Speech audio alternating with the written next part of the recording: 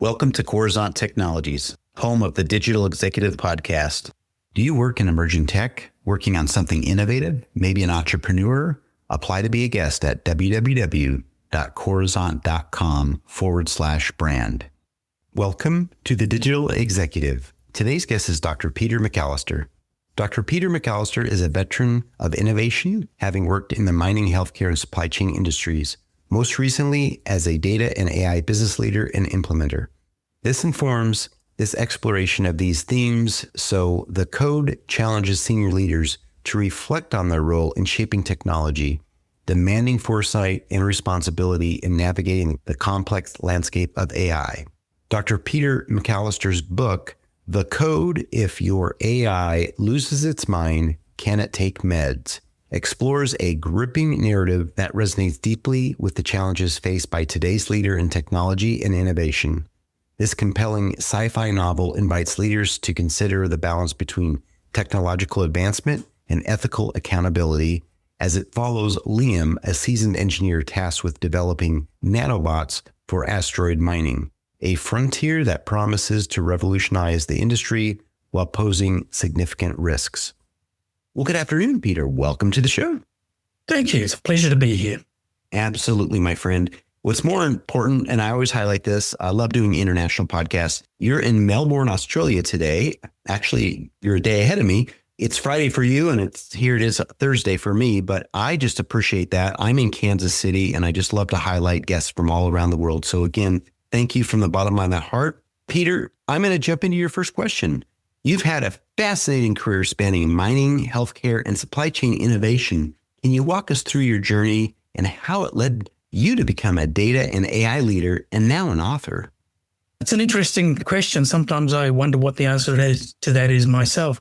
So I like to live at the collision between people, business, and technology. And that started in the technology field. I started writing computer programs at about the age of 9 or 10. Carried on down that field with the love of computing and also the love of science. Ended up getting a PhD in biotechnology, which had a whole bunch of mathematical modeling included in that. And then tried to work out where I could have the best impact in the world. And at that collision point between people, business, and technology is where I ended up. Starting off in the mining industry, looking at ways of trying to minimize the environmental impact of the industry and what we could do to lessen the footprint in terms of what was happening in that space. Then decided to turn left and went into the healthcare industry, looking at computer systems that were supporting general practitioners and specialists and rolling those out and implementing that in one of Australia's largest health companies. And then from there, took that expertise into their pharmacy wholesaling space, which got me into the logistics side of things and the supply chain side of things. And from there, became very much, there must be something smarter we can do here. There must be something better we can do here. There must be a different and a better way of driving things forward.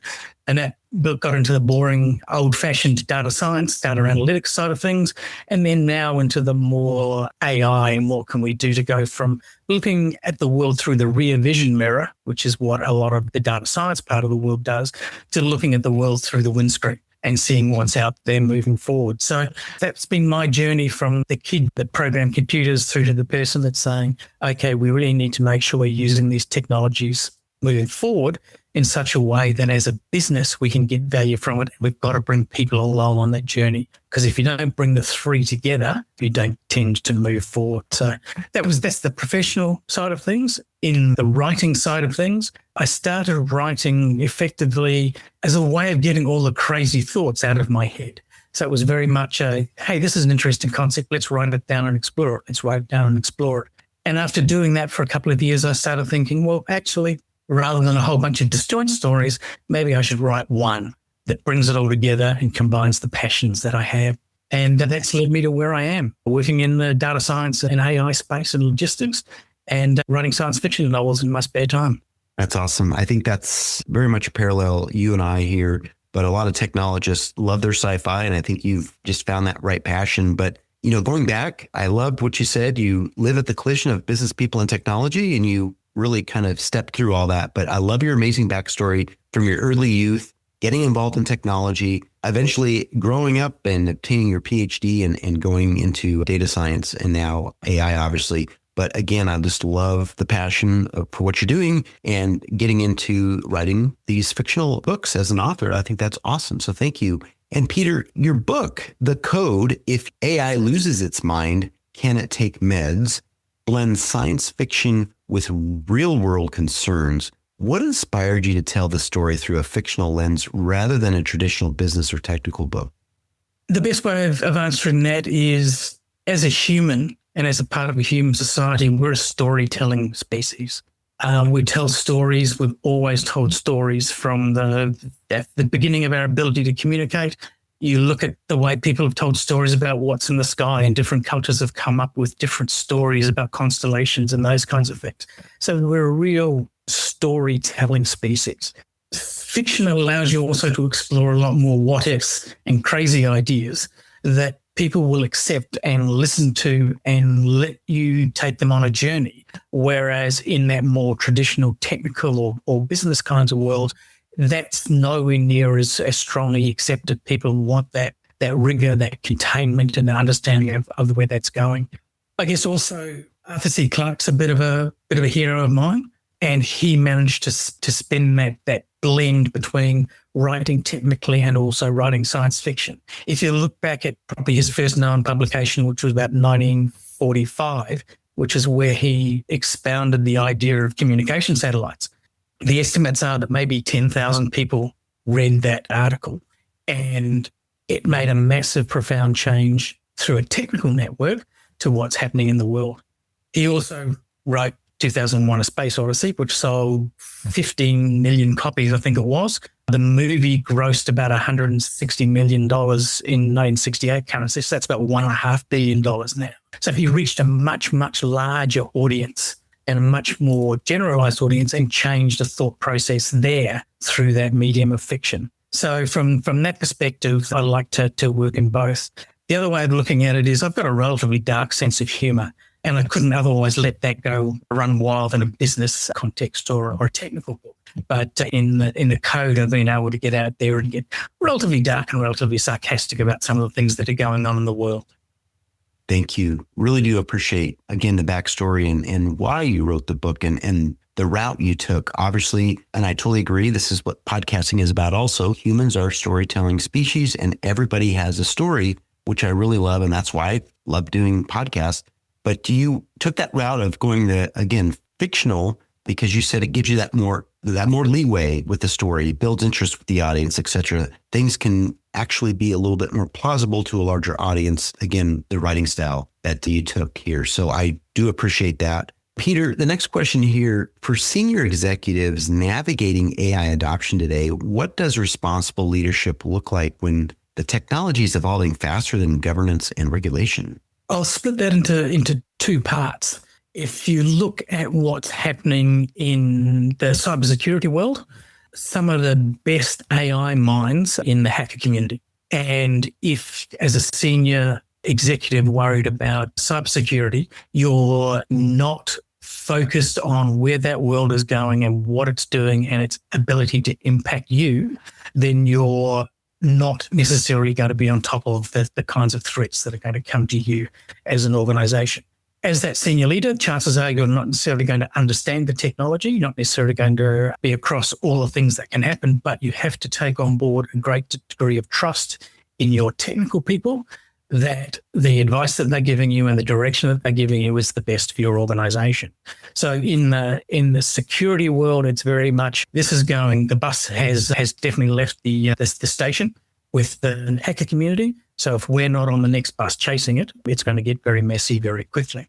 On the other side of it, in terms of how you're using it in the business, what we're seeing at the moment is this mantra of using generative AI, using agentic AI as quickly as possible for trying. Seeing a lot of CEOs and CTO, we're going to use it for our business quick, give me a business case. There's a lot of pressure, agentic space.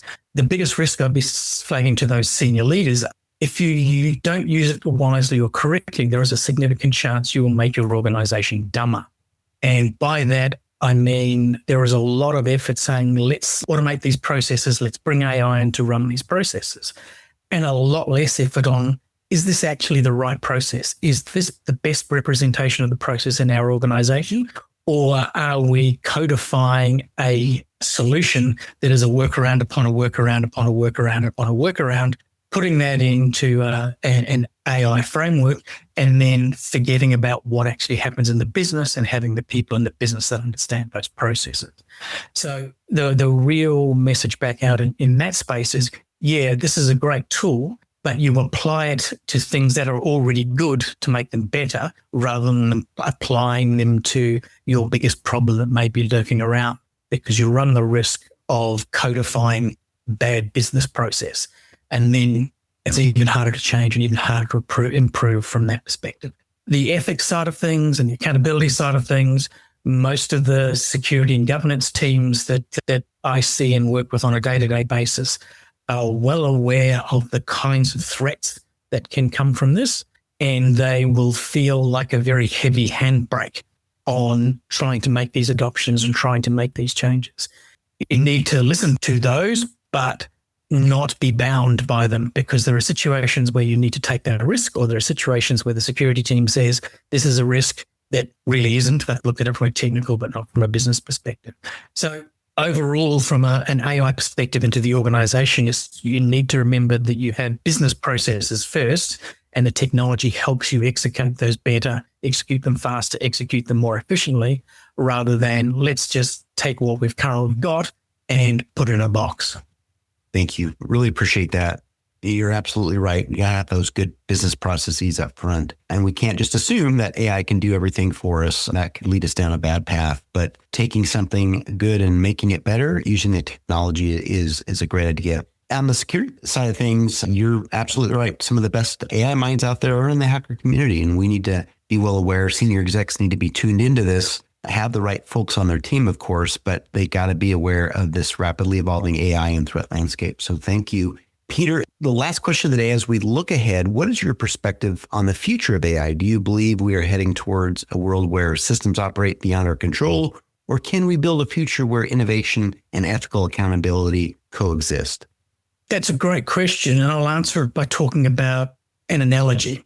So if you look at the way automobiles came about and came into general use around the 1890s, you could get a car. It was very expensive, but if you went to drive it on a track or a road, you needed someone walking in front of you with a red flag. You had a speed limit of 4 miles an hour. The person had to wave that red flag, and in some states they had to blow a horn as well to alert people that there is something dangerous on the road, that there's something coming down there that could cause them harm, so they can take shelter or otherwise. The last of the red flag rules, I think, was taken out of existence in the UK in about 1896. Roll forward 5 human generations. The motor vehicle is totally and utterly embedded in our society. It is out there. Without it, we would not function. We would not have grown. We would not have got to where we are at the moment. But it also currently takes around 1 million lives a year in automobile accidents and those kinds of things. So effectively, we've made a trade-off of having the value of the automobile in our society for a cost of around about 1 million people a year. Now, I don't think anyone sat down and worked that out and made the trade-off. There wasn't a summit in 1905 that said this is how many people were going to be happy dying as a result of this particular tool. So this is the kind of boundaries that were put on it. But we have, over that period, put in road rules and speed limits and airbags and all of those kinds of things to try and mitigate it. As a society, that bargain that says the car, 1 million people. Right now, we're in a situation of, I think we're at that red flag rule space. Anytime you use a ChatGPT or similar, you'll get that little red flag warning in the bottom, which says, this might be complete rubbish. Or this, I don't think they use quite that terminology all of the time. So we're at that stage now, if you look at it in the evolution of the automobile, of the red flag rule space. This is where we start to make decisions about the value versus the impact on us. The motor vehicle, that took 5 human generations. That wasn't subject to Moore's law, which will make it move a lot faster. So effectively, we could go down that path where AI basically starts to, I'll put it gently, farm humans, in the sense that AI and its use in the society and in the world can take over pretty much the majority of the roles, and our role in the economy becomes to consume. because we don't need to produce anything. We don't need to monitor anything. We don't need to do anything else along those lines. The technology is doing that for us. So that's one end of the one extreme. And of course, the other extreme is the matrix, where effectively we end up in a situation where we are either pets or subjugated by that particular beast. Where do I think it's going to go? I think in the end of the day, humanity ends up with this 51-49% split between good and exploitation. And proportions may vary. Sometimes we're 51% good and sometimes 49% good. So if we don't sit down and think now about where we want to be in 50 or 100 years' time in interacting with this technology, we will be on the journey with every individual decision being made being another correction point in that particular journey. So it's probably not the best or probably the most exciting or the most optimistic view of where things are going. But I think we are in that situation where we need to make some decisions about where we want this to go, rather than being driven by a series of decisions as time goes by that may take us down a path that we're not happy with. Thank you. Really appreciate that. And you outlined that beautifully. You talked about that red flag rules-based analogy with cars. And over time, as cars were part of our everyday lives today around the globe, I think you said approximately 1 million lives are lost per year in automobile accidents, which totally makes sense. And of course, we have a lot of safety rules and we're bringing AI into cars to make them even safer, but we still have that to deal with. But that aligned with what you said with AI and how it needs to be governed. Obviously, we could end up like the Matrix. We all know that trilogy very well, but we do need humankind at the front of this to make sure that we haven't made a bunch of series of bad decisions. So again, I appreciate your insights on that. Peter, it was such a pleasure having you on today, and I look forward to speaking with you real soon. Thank you very much, Brian. I really appreciated your time. Bye for now.